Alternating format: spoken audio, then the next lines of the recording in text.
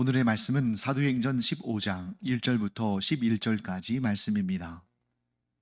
어떤 사람들이 유대로부터 내려와서 형제들을 가르치되 너희가 모세의 법대로 할례를 받지 아니하면 능히 구원을 받지 못하리라 하니 바울 및 바나바와 그들 사이에 적지 아니한 다툼과 변론이 일어난지라. 형제들이 이 문제에 대하여 바울과 바나바와 및 그 중에 몇 사람을 예루살렘에 있는 사도와 장로들에게 보내기로 작정하니라. 그들이 교회의 전송을 받고 베니게와 사마리아로 다니며 이방인들이 주께 돌아온 일을 말하여 형제들을 다 크게 기쁘게 하더라. 예루살렘에 이르러 교회와 사도와 장로들에게 영접을 받고 하나님이 자기들과 함께 계셔 행하신 모든 일을 말하매 바리새파 중에 어떤 믿는 사람들이 일어나 말하되 이방인에게 할례를 행하고 모세의 율법을 지키라 명하는 것이 마땅하다 하니라.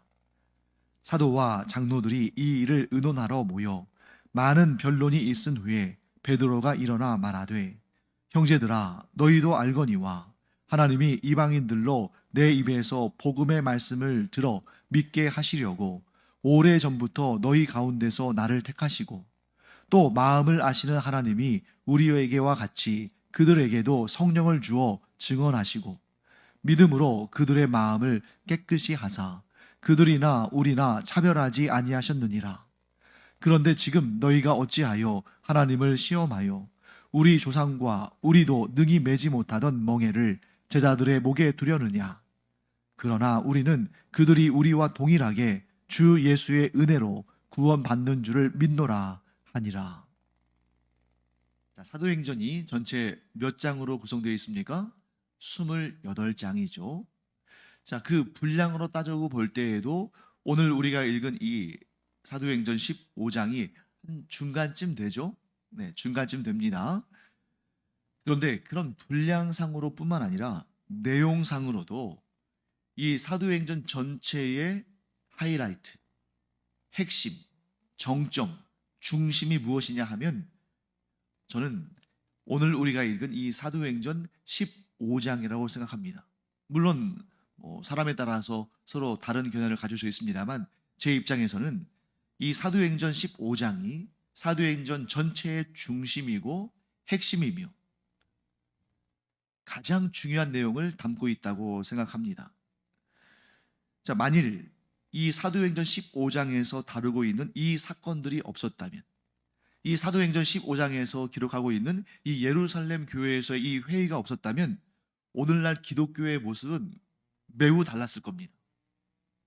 만약 이 회의의 결과가 이방인들도 구원을 받으려면 율법을 지켜 행하고 할례를 받아야 한다. 이랬다면 아마 제 생각에는 이 기독교라는 공동체가 예루살렘이나 기껏해야 유대, 조금 더 확장한다면 사마리아 땅 이 정도에만 머물러 있었거나 아니 사실은 더 정확히 말한다면 교회 공동체, 그리스도교라는 이 공동체는 아예 사라졌을 거예요. 오늘 이 사도행전 15장의 이 중대한 사건과 회의로 말미암아 오늘날 전 세계 온 나라 온 민족에 복음이 선포되고 교회가 세워지는 역사가 있었다라고 말해도 과언이 아닙니다. 자, 그토록 중요한 교회사적으로도 가장 중대한 그런 사건, 놀랍게도 이 사건이 갈등을 야기한 문제로부터 비롯되었다 하는 것입니다.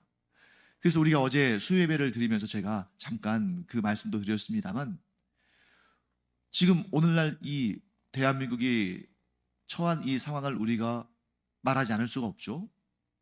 이 한 주간 동안 우리가 계엄령 선포와 또 탄핵 추진과 너무너무 혼란스러운 사회 각층에서의 어떤 갈등과 혼란과 어려움이 지금 막 밀어닥치고 있는데 우리가 이 사도행전 15장을 보는 영적인 시각을 가지고 이 문제를 본다면 마냥 나쁜 일이 아니다. 아니 오히려 하나님께서 우리 그리스도인들 이 땅의 대한민국의 교회 공동체의 성도들의 그 기도를 들으시고 오히려 더 좋게 하시는 과정 가운데에 이 문제들을 들어 사용하신다라고 우리는 생각할 수가 있습니다. 자, 오늘 이 사도행전 15장에 이 중대한 결정이 이루어지기까지 어떤 문제가 발생한 것입니까? 안디옥 교회를 흔드는 문제가 발생했어요. 자, 안디옥 교회는 바울과 바나바와 또 우리가 앞에서도 봤습니다만 선지자들과 교사들이 있어서 그리스도의 복음을 전하고 가르치고 정말 믿음 가운데 탄탄하게 세워진 교회였습니다. 그런데 그 교회에서 유대로부터 내려온 형제들이 이 안디옥 교회를 흔들기 시작했습니다. 자, 유대로부터 내려왔다. 그런데 이 유대로부터 내려온 이 형제들은 앞서서 우리가 이미 살펴봤죠. 바울과 바나바가 1차 전도 여행을 하면서 비시디아 안디옥에서도 복음을 전하고 그 다음에 이고니온에서도 복음을 전하고 그 다음에 루스드라에서도 복음을 전했는데 그 소아시아 지역에서 복음을 전할 때마다 바울과 바나바를 따라다니면서 괴롭혔던 사람들이 있죠. 그들이 누굽니까? 그들도 유대인이었어요. 그런데 그 비시디아 안디옥, 이고니온, 루스드라에서 바울과 바나바를 괴롭히고 복음 증거를 하지 못하게 막고 심지어 바울을 돌로 쳐서 죽이려고 할 정도로 그런 사람들은 오늘 본문에 나오는 유대인과는 다른 존재입니다. 자, 그들은 이 소아시아 지역에서 복음 증거를 방해했던 자들은 유대인이면서 동시에 유대교인이에요. 반면에 여기 시리아의 안디옥에 와서 그 안디옥 교회를 흔들고 있는 이 유대인들은 유대인인데 그리스도인입니다. 스스로를 그리스도인이라고 주장해요. 즉 이들은 예루살렘 교회의 일원입니다.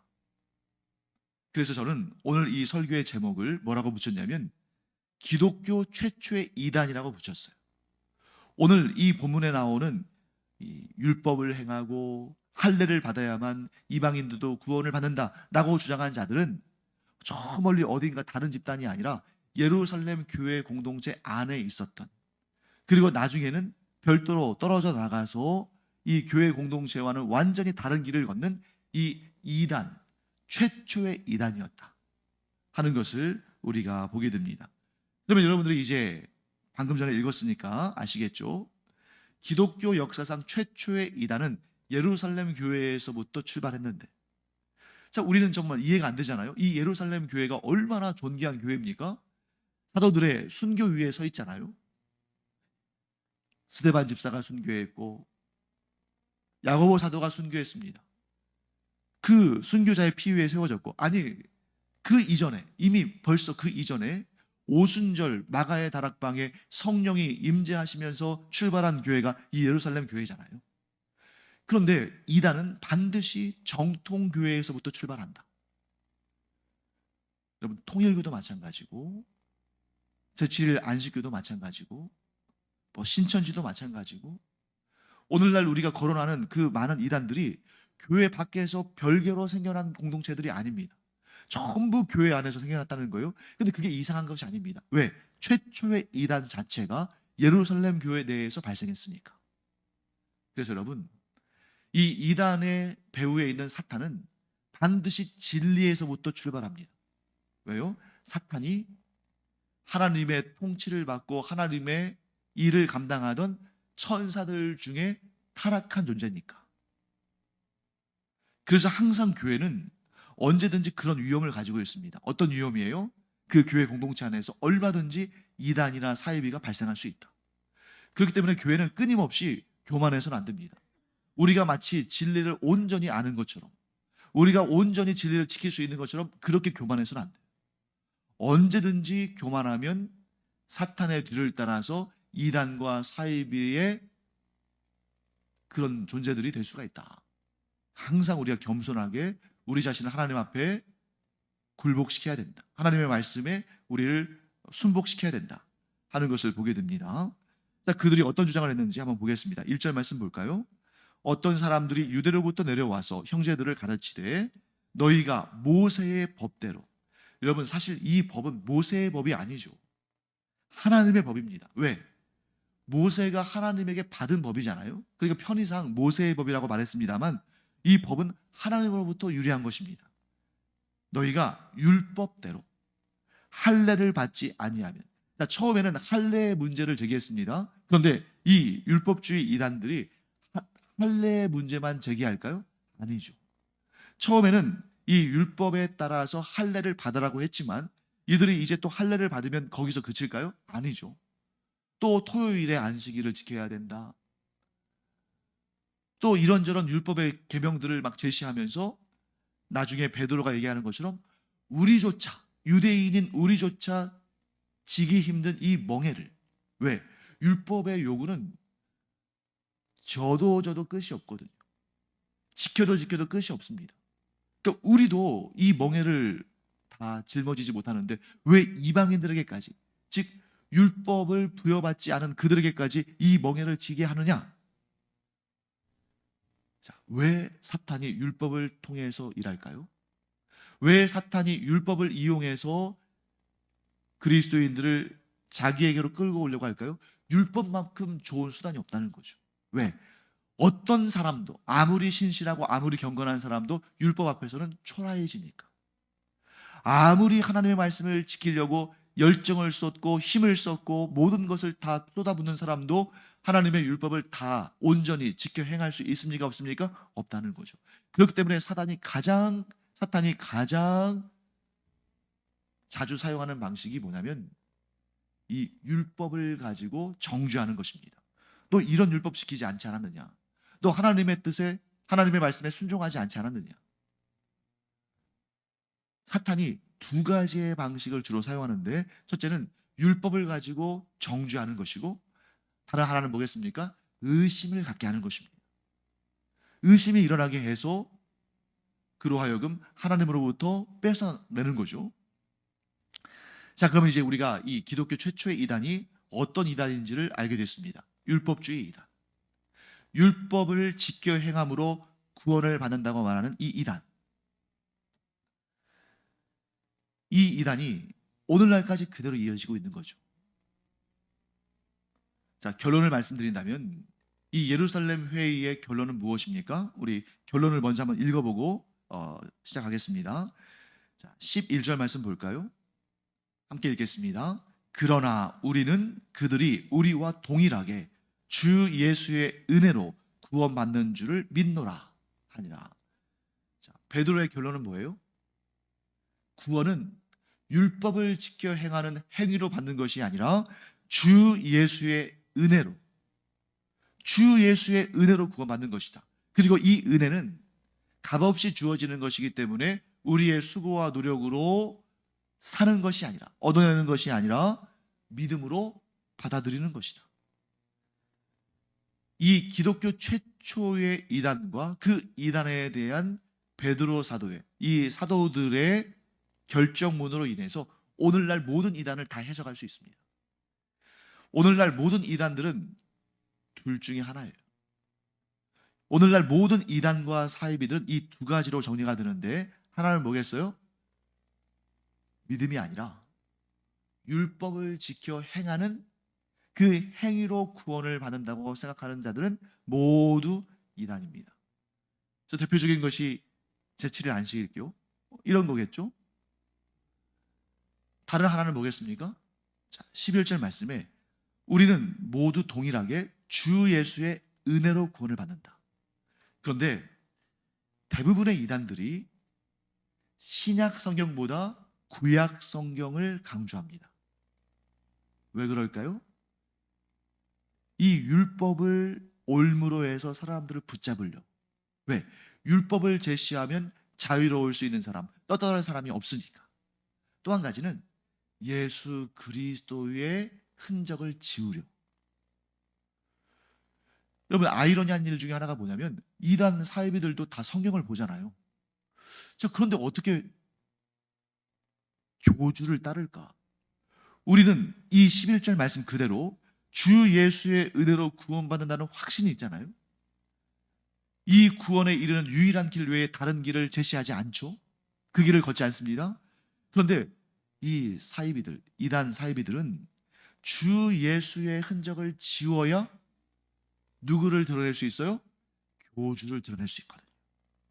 그래서 구약의 율법을 가지고 사람들을 얽어맨 다음에 교주를 제시함으로 말미암아 그를 통해서 구원을 얻게 된다고 나가는 것입니다.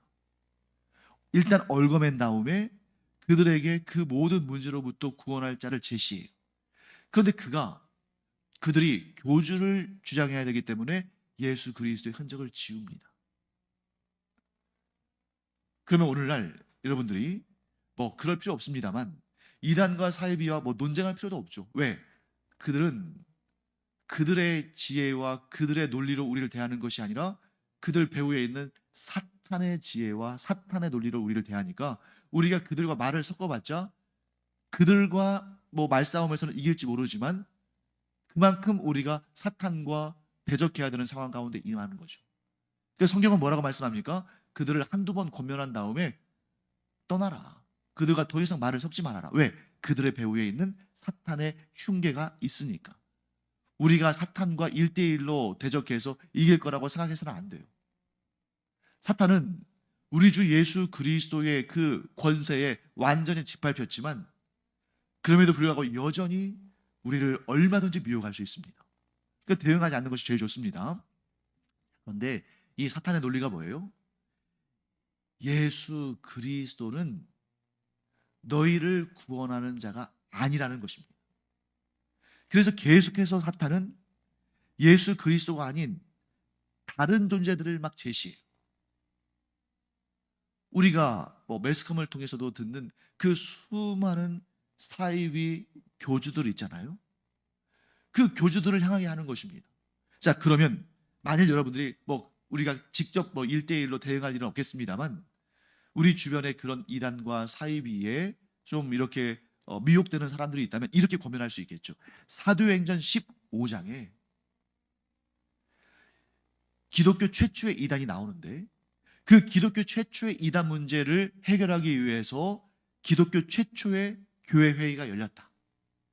그 기독교 최초의 교회 회의는 예루살렘 교회의 사도들과 장로들, 즉 지도자들이 모여서 회의를 했는데 많은 논쟁 끝에 이런 결론에 이르렀다. 그리고 그 결론을 누가 발표했습니까? 베드로 사도가. 뭐라고 발표했어요? 이방인들에게 율법의 올무를 메우지 말아라. 왜? 구원은 율법을 지켜 행하는 행위로 받는 것이 아니기 때문에. 그리고 두 번째, 사도들의 이 예루살렘 회의의 결론 무엇입니까? 11절 말씀. 유대인이나 이방인이나 동일하게 주 예수의 은혜로 구원받는 줄을 믿노라. 그런데 여러분 여기에서 우리가 뭘 할 수 있습니까? 교주를 신봉하고 교주를 따르는 사람들에게 이 말씀을 제시해야 되는 거예요.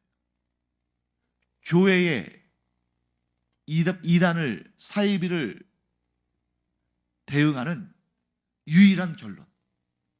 구원은 오직 주 예수의 은혜로 얻는 것이다. 어떤 교주도 아니다. 문선명이든 이만이든 안상홍이든 장길자든 정명석이든 그 어떤 교주를 통해서도 구원을 받을 수가 없다. 왜? 성경이 분명히 이렇게 말씀하시니까. 자, 뭐라고 말씀하십니까? 사도행전 15장 11절. 우리 다시 한번 읽어보겠습니다. 그러나 우리는 그들이 우리와 동일하게 주 예수의 은혜로 구원받는 줄을 믿노라 하니라. 이게 결론이에요. 그래서 율법을 따라야 구원을 얻는다는 주장, 자기들의 교주를 따르면 구원을 얻는다는 주장, 이단 사입입니다. 거기에는 구원이 없습니다. 아니, 구원이 없는 정도가 아니라 그들은 하나님의 두려운 심판을 받게 되는 것입니다. 그래서 여러분, 나중에 이제 여러분들이 좀 오늘 설교를 들었지만 정확한 내용이 기억이 안 날 수도 있잖아요. 그럴 때 이거 한 가지는 꼭 기억하세요. 모든 이단과 사이비를 퇴치하는 말씀이 어디에 있다? 사도행전 15장에 있다. 반드시 기억해야 됩니다. 여러분들 기억이 안 나더라도 이건 반드시 기억해야 돼요. 모든 이단과 사이비를 퇴치하는 진리의 말씀이 사도행전 15장에 있다. 거기서 여러분들이 조금 더 기억하실 수 있다면 이렇게 기억하면 좋겠죠. 사도행전 15장은 유대로부터 온 최초의 기독교 이단자들이 안디옥 교회를 뒤흔들 때, 그 문제를 가지고 안디옥 교회에 바울과 바나바와 몇몇의 교회 지도자들이 그 문제를 상의하고자 어디로 간 것입니까? 예루살렘 교회로 갔고, 예루살렘 교회에서 회의를 개최했는데 그것이 기독교 공동체의 최초의 공회의, 예루살렘 회의인데, 그 결론은 이방인들에게 율법의 멍에를 씌우지 말라. 또 한 가지는 무엇입니까? 유대인이나 이방인이나 모두 오직 주 예수의 은혜로 구원을 받는다. 이 두 가지면 모든 이단과 사이비에 대해서 우리가 명확한 판정을 내릴 수가 있어요. 어떤 단체가 구원에 이르는 방법으로 율법을 지켜 행하거나 혹은 그들만의 어떤 규칙이나 그들만의 어떤 그 교리를 지키게 만든다면, 그래야 구원받는다고 생각한다면 이단 사입이다. 또 예수 그리스도 외에 다른 이, 그들의 교주를 내세워서 그를 따라야만 구원받는다고 말한다면 그것 역시 이단과 사입이다. 너무나도 명확하지 않습니까? 이 명확한 진리가 담겨있는 사도행전 15장을 꼭 기억하시기 바랍니다. 사도행전 15장에 무엇이 나와 있다고요? 기독교 최초의 이단과 그 이단으로부터 이제 모든 이단들이 다 나온 거예요. 모든 이단과 사이비가 다 거기서 나온 겁니다. 그리고 그 이단과 사이비를 퇴치하는 두 가지의 교회의 결정. 구원은 율법을 지켜 행하는 행위로 받는 것이 아니다. 구원은 주 예수 그리스도 외에 다른 그런 어떠한 인물, 어떠한 교주를 통해서 받는 것이 아니다. 오직 주 예수의 은혜로 구원을 받는다. 그리고 그 은혜는 하나님께서 우리에게 거저 주신 것이지 우리의 수고와 노력으로 이룬 것이 아니기 때문에 그 은혜는 오직 믿음으로 영접하는 것이다.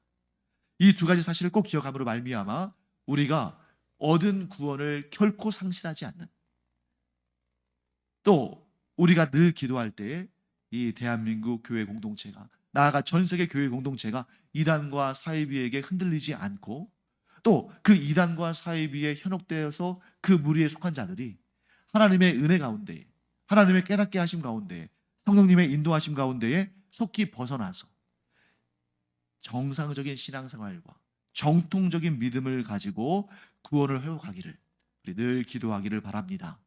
기도하겠습니다. 하나님, 오늘 저희가 사도행전 15장의 말씀을 통해서 기독교의 첫 번째 이단에 대해서 살펴봤고, 모든 이단과 사이비의 공통점에 대해서, 또 그것을 퇴치하는 하나님의 구원의 복음에 대해서 공부했습니다. 이단과 사이비에 현혹된 자들 하나님께서 불쌍히 여겨주시옵시고, 그들이 속히 그곳에서 벗어나서 정상적인 신앙생활을 할 수 있도록 은혜를 베풀어 주시옵소서. 그래서 그들이 구원의 복음을 영접함으로 말미암아 하나님의 근심이 기쁨으로 변화되는 역사를 허락하여 주시옵소서. 또한 저희 역시 이 복음에 관한 분명한 지식과 예수 그리스도에 대한 확고한 믿음을 지켜냄으로 말미암아 악한 사탄에 미혹되지 아니하고 이 구원의 역사를 끝까지 완성하는 저희들 되게 하여 주시옵소서. 감사드리며 예수님의 이름으로 축복하며 기도합니다. 아멘.